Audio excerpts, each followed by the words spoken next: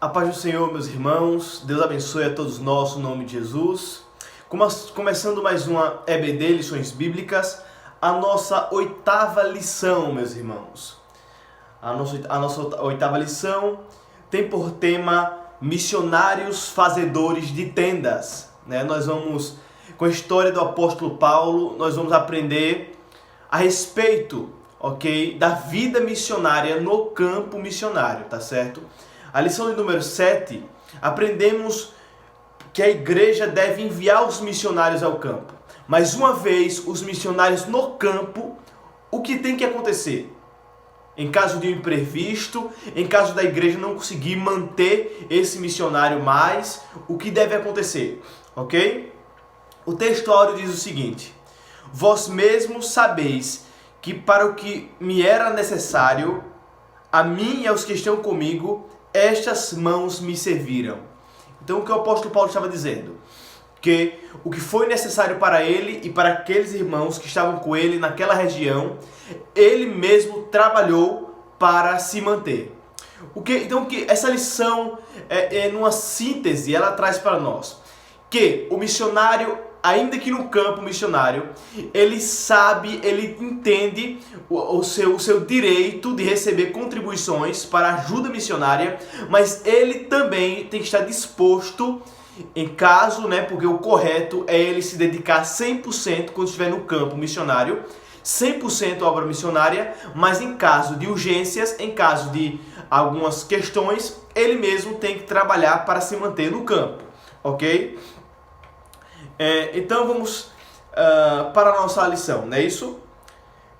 Será, irmãos, que o missionário ele tem que abrir mão de tudo, da profissão, de tudo quanto tem para fazer a obra de Deus? Ou existem missionários que têm os seus trabalhos, têm as suas profissões? Será que existe isso ou não? Vamos lá. Primeira coisa que temos que entender: sim, é possível fazer missões, ser um missionário e trabalhar, ter uma vida profissional. Há dois tipos de missionários, se assim podemos denominar: missionários tradicionais, que é aquele que abre mão de tudo para servir a Deus, que não podem ser esquecidos, que não podem parar de existir em momento nenhum. Mas também há missionários intermediários, chamados por alguns de missionários profissionais, que usam da sua profissão, do seu trabalho, para glorificar o nome de Jesus, para fazer a obra de Deus, ok? Nós vamos entender um pouco a respeito disso. Primeiro ponto, primeiro tópico: a vida profissional de Paulo e a sua vocação ministerial. Primeiro ponto, a profissão do apóstolo Paulo. Qual era a profissão do apóstolo Paulo? A profissão do apóstolo Paulo era fazedor de tendas. O que significa isso? Uma pessoa que trabalha em fazer tendas. Essas tendas eram feitas de couro de cabras, ok? Principalmente para acampar alguns soldados romanos, tá certo? Então, era uma profissão de grande lucro naquela época. Então, o apóstolo Paulo, a profissão dele era fazer tendas. Segundo ponto, como o apóstolo Paulo conjugava vida profissional e ministerial.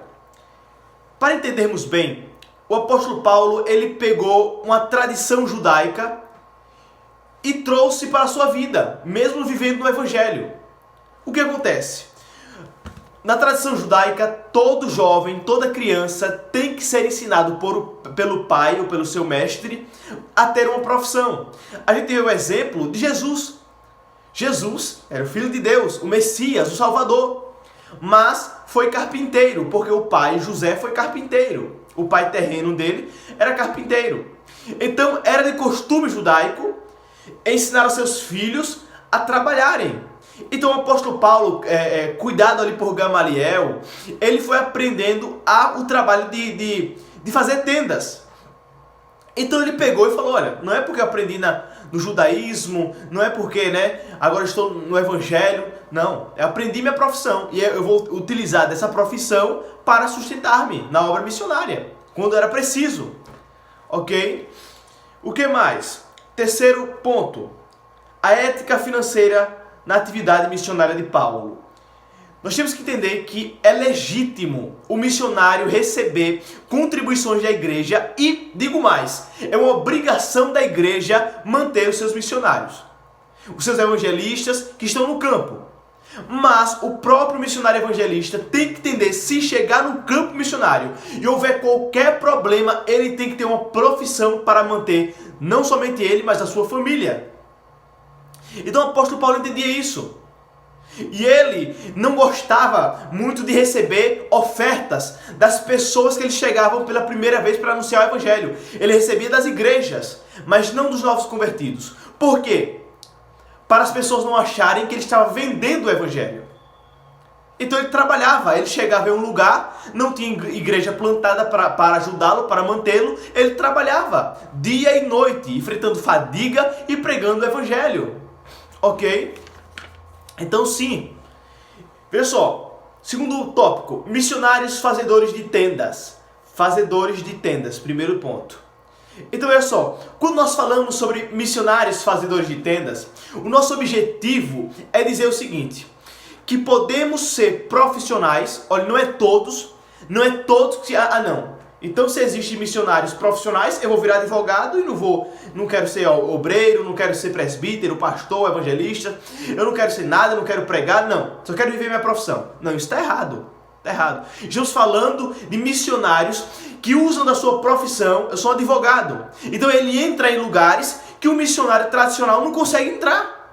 Então ele entrando lá dentro, ele não só vai firmar a sua pregação na sua profissão, não. Ele vai firmar a sua profissão e pregação na sua fé. Na sua fé. Então, Deus chama pessoas com habilidades e talentos para servirem a Ele também. É certo que tem pessoas que são chamados exclusivamente para a obra de Deus e ponto. Outros são chamados para a obra de Deus e utilizarem as suas profissões, os seus trabalhos, os seus talentos para fazer a obra de Deus, não tem problema, ok? Mas temos que entender essa diferença aí entre missionário tradicional e missionário intermediário, profissional. Por quê? Segundo ponto, a força missionária no mundo. Entendemos que a força missionária no mundo tem que ser poderosa, e é poderosa. Mas há lugares que missionários tradicionais não conseguem ir. Mas já há lugares que, por exemplo, um juiz, um advogado, um policial, um agente penitenciário, uma prisão de segurança máxima, um missionário, é muito difícil conseguir entrar lá dentro. Mas um policial prisional, ele consegue entrar lá dentro. Então, se ele for um cristão, ele consegue ser um missionário no seu trabalho e ganhar vidas daqueles presos para Jesus. Hospitais, em leitos de UTI, em manicômios. São lugares difíceis de muitos missionários conseguirem entrar por todas as restrições. Mas os profissionais, se forem chamados por Deus e se entregarem ao Senhor, usam da profissão deles para pregar o Evangelho. Ok? Terceiro ponto, o preparo dos fazedores de tendas. Devemos nos preparar plenamente para se tornarem, ou melhor, para nos tornarem ministros transculturais mais eficientes. Então temos que nos preparar.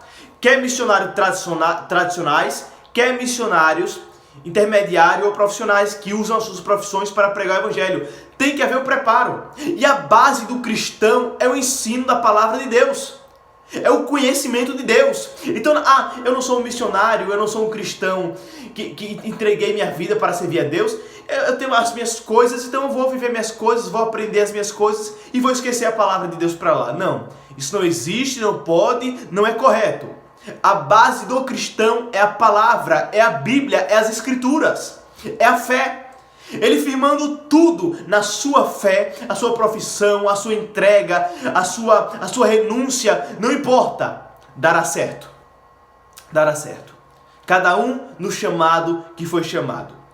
E terceiro e último ponto, vocação, profissão e missões. Primeira coisa, Deus é quem chama. Deus é quem chama. A igreja local, ela tem que estar preparada para formar esses missionários, tanto profissionais como os tradicionais. Formá-los, ver neles esse chamado, ver neles o despertar para isso e enviá-los ao campo. Mas é o próprio Deus que chama, é o próprio Deus que escolhe. A igreja tem que ter a sensibilidade de saber quem é, de pedir o discernimento ao Espírito Santo para saber quem é. Mas o próprio Deus é quem chama o homem para as missões, ok? E dá ao homem a disposição, a aptidão e o capacita para isso. Não é os estudos, não é o muito estudar que capacita o homem para as missões. Mas se ele é um missionário profissional que usa do seu trabalho para ganhar almas, ele tem que se especializar na sua área, tem que entender muito bem as diretrizes do seu trabalho, para não escandalizar, ok? E segundo ponto, exercendo a vocação. Quando nós exercemos a vocação, veja só, chamado vem de Deus. Vocação é aquilo que temos dentro de nós para fazer alguma coisa. Óbvio que de bom, né? Óbvio que de santo, de perfeito, de bom, não coisa má. Então a vocação é aquilo que nascemos para fazer nessa terra. Então quando o homem usa da vocação que nasceu para fazer nessa terra e atende ao chamado de Deus, ele encontra o sentido da vida. Porque Deus faz o homem viver, para viver a sua vocação, para fazer aquilo que foi destinado para fazer. Mas Deus o chama e coloca ele na sua obra, para o plano de Deus ser realizado no mundo. E assim completa vocação mais chamado, completa o sentido da vida do homem aqui nessa terra. Para encerrar, terceiro ponto, minha profissão, meu campo missionário. Tudo que temos vem de Deus e deve ser usado para a glória de Deus. Portanto, no campo missionário, há lugar para todos, quer missionários tradicionais e quer que vivem integralmente para plantar igrejas, ou quer missionários intermediários e profissionais, que conjugam as suas habilidades com a obra missionária. Então, se é missionário tradicional, entregou a vida para viver para o Evangelho, faça para a honra e glória do Senhor. Ah, eu sou missionário, mas eu tenho minha profissão e eu utilizo dela para levar o Evangelho, faça para a honra e glória do Senhor. Então isso é ser missionários, fazedores de tendas. Missionários que ainda que no campo, não se esquecem que devem trabalhar para caso de uma urgência, e aqueles que ainda trabalham, usem da sua profissão para glorificar o nome do Senhor, tá certo? Vamos para a conclusão.